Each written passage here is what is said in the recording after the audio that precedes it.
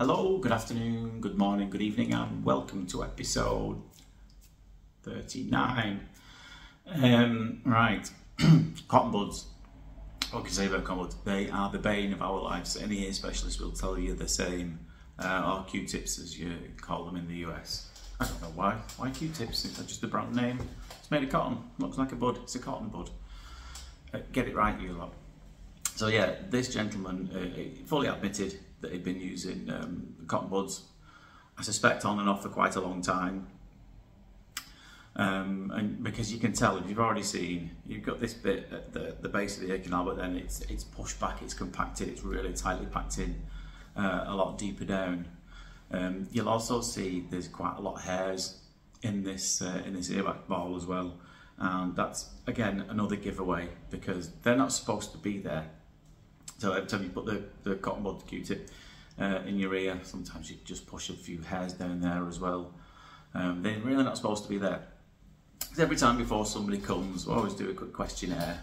You know, what's been the problem? Which ear is it? What have you noticed? What have your symptoms been? Have you already tried anything to get rid of it? I've heard all sorts. I'd say cotton bud Q-tips is the most common one. With things like corkscrews. I don't know if you've seen these things on Amazon. You can, like a rubber corkscrew, you put in your ear and twist it, right? Absolutely lethal. Get plenty of them. Plenty of people trying with these smart buds as well that you can attach to your phone. Again, lethal. Do not try it at home. I'd always get a medical professional to sort something like that out. You're gonna get one pair of ears, look after them. What's the other ones? Hair clips. Hair clips. Now I don't use many hair clips, as you might tell. Believe it or not, did have long hair down to here back in the day, going back many years now. That's quite a popular one. I've heard of screws being used. I met a mechanic once who used to put screws in there and twist it. He said, yeah, the piece used to come out. It probably did. But again, very dangerous. What else? A lot of people are using these home ear bulb syringe type things. I think you basically put some oil in and then you fill a little rubber bulb up with a little pointy end on it. You squeeze it in like that. That might well work. But I'd always see a trained professional if you've got this amount in. And as you can see, it's really thick and glutinous, a bit like Play-Doh. I don't know if that's called the same thing in America, but it's Play-Doh in our house. Never leave the top off. My daughter goes absolutely bananas at me if I leave the top off and it dries up. But yeah, it's notoriously difficult to get rid of this. You probably saw it was quite blurry at the beginning. That's because even before we started, threw a load of olive oil in there, because as you can see, it's quite stuck to the base of the ear canal here. So any oil, every time you lift it up, you can get a bit of oil down there. If you're wondering what it is we use, it's like a spray. And it's much easier than the drops. The drops can tend to go everywhere. You can't really control how much you put in, but the sprays, it's one like this. All the brands are available. I've heard this was cheaper than the one I was using previously. Available for sponsorship. If you guys want to get in touch, feel free. Yeah, look at all these hairs in here. It's really matted, and this is quite deep in the ear canal. This is on the bony part of your ear. So again, you need to be very careful. And approach with caution, but I think in a bit, I think the bit we've got away already had already been quite well oiled. The oil had penetrated that, but probably need a bit more oil to penetrate this next bit here, because it's not just about separating it from the canal wall, it's about lubricating the inside of the tube as well. A lot of you regulars will know all this stuff, I know that, but some people who are new to the channel might not know. So yeah, when you're sucking up the wax, it can get stuck in the tube and block it up.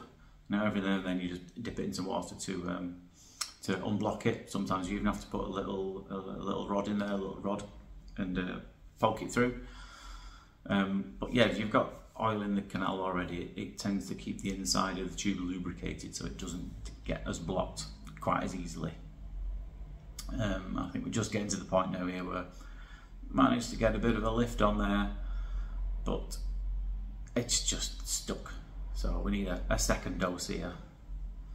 So let's get that second dose in there, and you'll already see, again, it blows a little bit, but that's because a bit of the oil, we try to wipe it away, but you kind of get, get a bit of residue on the hairs as you're entering the canal.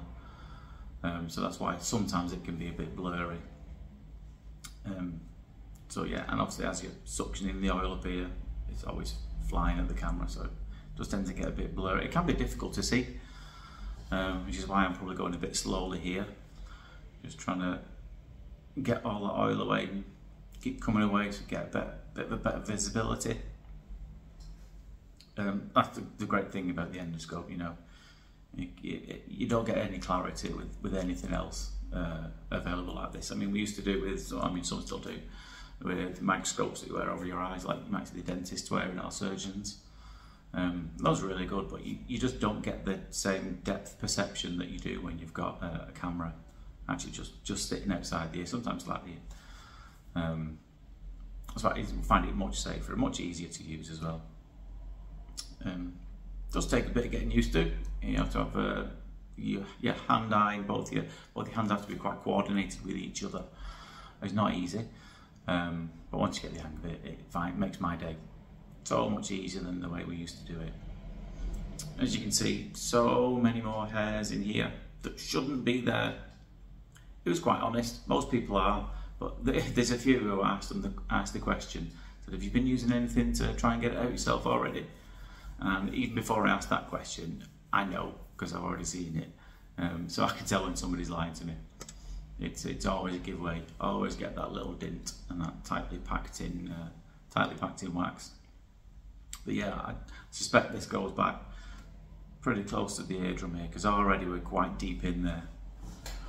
But hopefully you can just see the oil kind of glistening around the bottom of that plug there. So it's penetrating underneath that.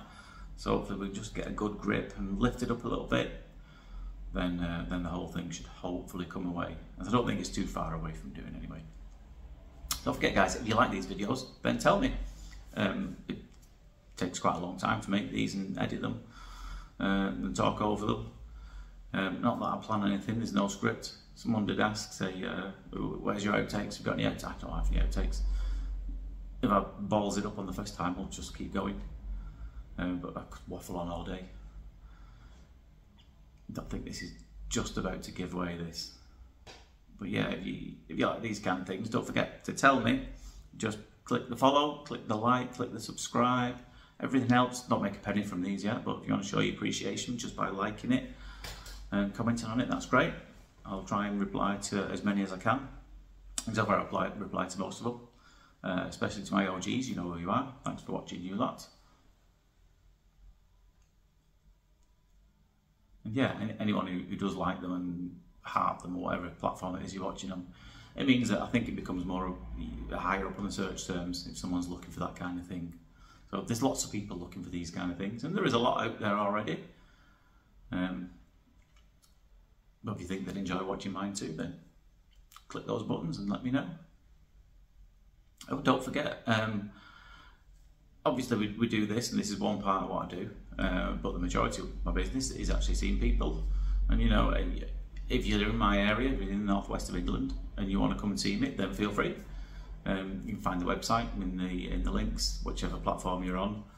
And yeah, if you feel you need to get yours looked up, you feel there's a problem, by all means, book an appointment and come and see me. Reasonable rates, in case anyone's wondering. It's £60 for 2 years, £45 for one. Very occasionally you'll get somebody and it's not actually wax that's the problem, so it's just an assessment and consultation fee, and that's only £20. So yeah, competitively priced. But if you feel like you want to come and see me and you're in my area, then feel free to give us a shout, let us know. So, as you can see, we're just about to get the offending plug out here, and it's a fairly substantial one, and you can just see how many hairs are matted in with it. And it wouldn't have been possible, this, I don't think, with all the oil. And there's the eardrum, looking nice and healthy, and could hear a lot better. The gentleman was a hearing aid user as well. As I said to him, there's no way that your hearing aid's going to work.